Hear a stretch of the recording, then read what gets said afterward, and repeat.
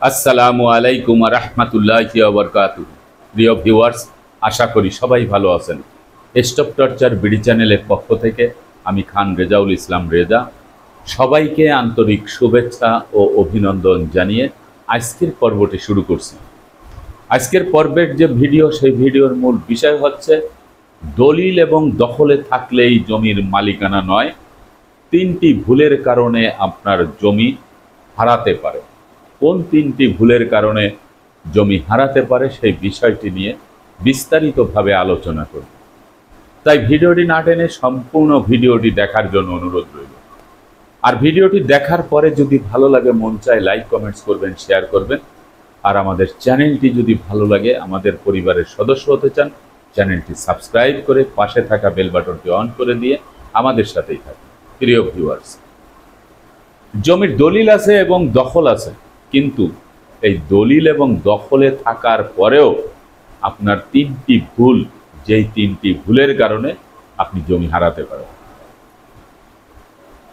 তার মধ্যে 1 নাম্বার যেই ভুলটি, সেটি হচ্ছে আপনি যখন সম্পত্তি ক্রয় করবেন,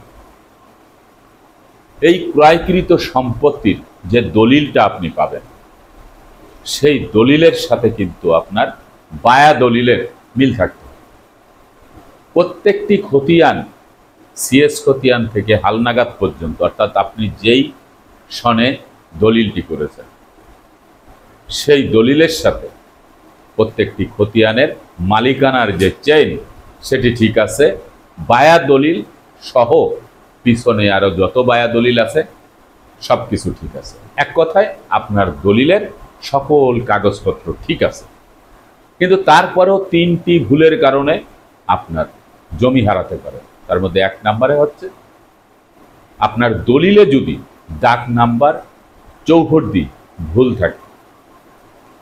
আপনি যখন একখণ্ড জমি ক্রয় করতেছেন, এই ক্রয় করার আগে আপনার সর্বপ্রথমে দাতার কাছ থেকে যে সকল কাগজপত্র নিয়েছেন, তার মধ্যে সবচেয়ে গুরুত্বপূর্ণ এবং শক্ত ডকুমেন্টস দাতার যে দলিলটি আছে, সেই দলিলে যে তফসিলে আপনার যে বর্ণনা দেওয়া আছে, সেই বর্ণনা মোতাবেক এবং জমির যে পজিশন, সেই পজিশনে কোন দাগটি দেওয়া আছে এবং চৌহদ্দি, এই 2টি জিনিস দাতার দলিলের সাথে আপনি মিলিয়ে নেবেন।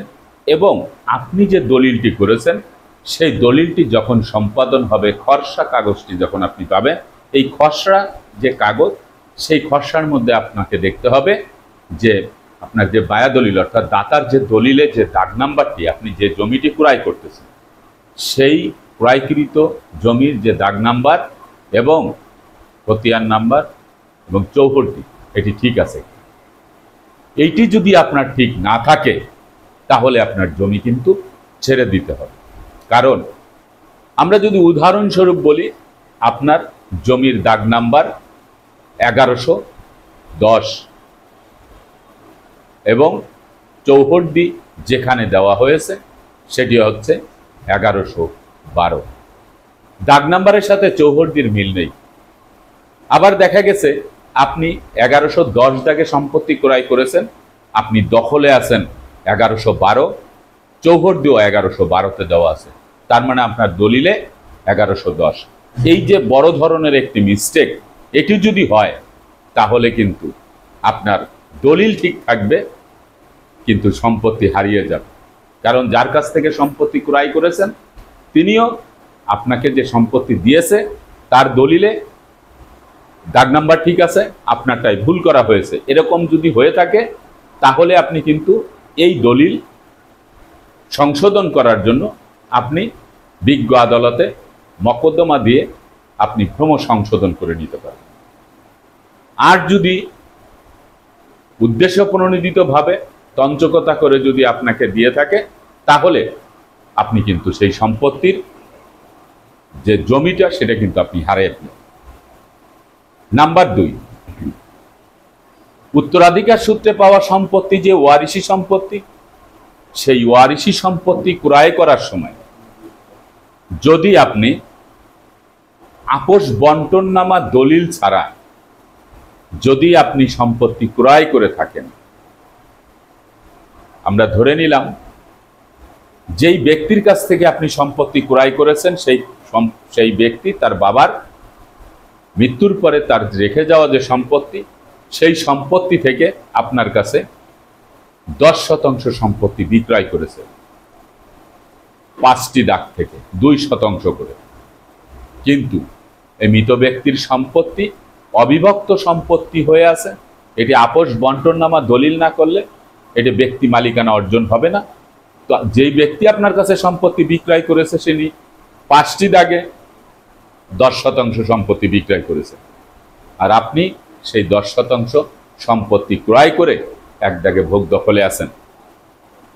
তো এক দাগে যখন আপনি 10% সম্পত্তি ভোগ দখলে আছেন, তখন কিন্তু সমস্যা দেখা দেবে, কারণ সেই মৃত ব্যক্তির অন্য যে ওয়ারিশরা আছে তারা এসে কিন্তু আপনাকে ওই 10% সম্পত্তি থেকে তুলে দিবে, মাত্র 2% সম্পত্তি দিবে। আপনার নামে নামজারি থাকলেও আপনার এই সম্পত্তি ছেড়ে দিতে হবে, কারণ নামজারি করেছেন কিন্তু নামজারির যে বিস্তারিত ইতিহাস সেটি আপনি জানেন না।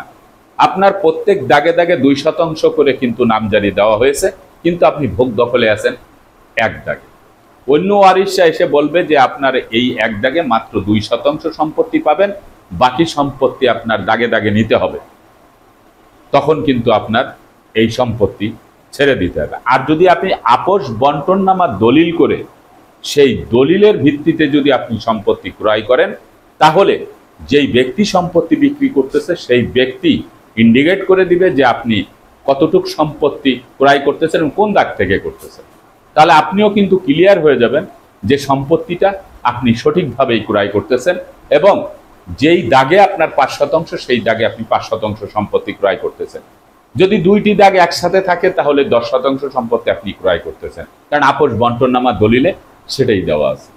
এই ভুলটি কিন্তু করা যাবে না। যদি এই ভুলটি করেন, আপোষ বন্টননামা দলিল ছাড়া যদি আপনি সম্পত্তি ক্রয় করেন, সম্পত্তি কিন্তু ছাড়তে হবে। আপনার দলিল ঠিক থাকবে, কিন্তু আপনার পজিশন ছেড়ে দিতে হবে। প্রত্যেক দাগে দাগে 2% করে সম্পত্তি কিন্তু আপনি নিতে পারবেন। তবে এটা যে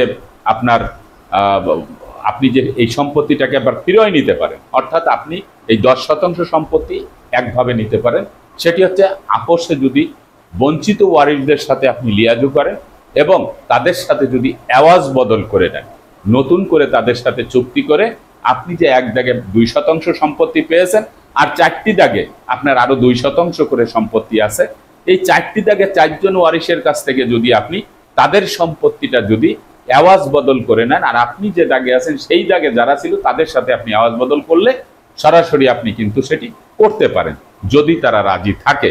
আর না হলে আরেকটি পদ্ধতি হচ্ছে আপনি ক্রয় করেও নিতে পারেন, তাহলে আপনার সম্পত্তি 8% বেড়ে যাবে। কারণ আপনি সেইখানে যদি দখলে থাকতে চান, নতুন করে যেই সকল বঞ্চিত ওয়ারিশ আছে তারা যদি সম্পত্তি বিক্রয় করে আপনি ক্রয় করতে পারেন। তাছাড়া আইন মোতাবেক আপনার কিন্তু এই 10% সম্পত্তি 5টি দাগে যেতে হবে, এর বিকল্প আর কোনো কিছু নাই।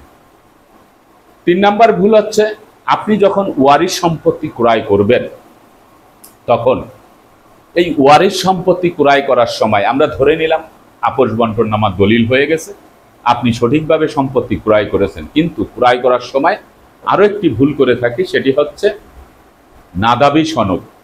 এই নাদাবি সনদটা যদি আপনি সহশরিকের কাছ থেকে না নেন, অর্থাৎ আপনি যেখানে সম্পত্তি ক্রয় করেছেন তার পাশে যারা অন্যান্য শরিকরা আছে সেই শরিকদের কাছ থেকে যদি আপনি নাদাবি সনদটা যদি না নেন, তাহলে আপনাকে রেডি থাকতে হবে প্রিএমশন মামলা খাওয়ার জন্য, অথবা অগ্রক্রয় মামলা যেটি বলি।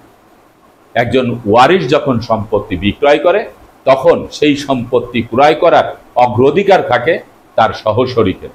সেই সহশরিককে না জানায় যদি সেই সম্পত্তিটা অন্য কোনো ব্যক্তি তৃতীয় পক্ষের কাছে যদি সম্পত্তি বিক্রয় করে দেয়, তাহলে এই সহশরিকরা কিন্তু সরাসরি প্রিএমশন মামলা দিতে পারে, অগ্রক্রয় মামলা দিতে পারে।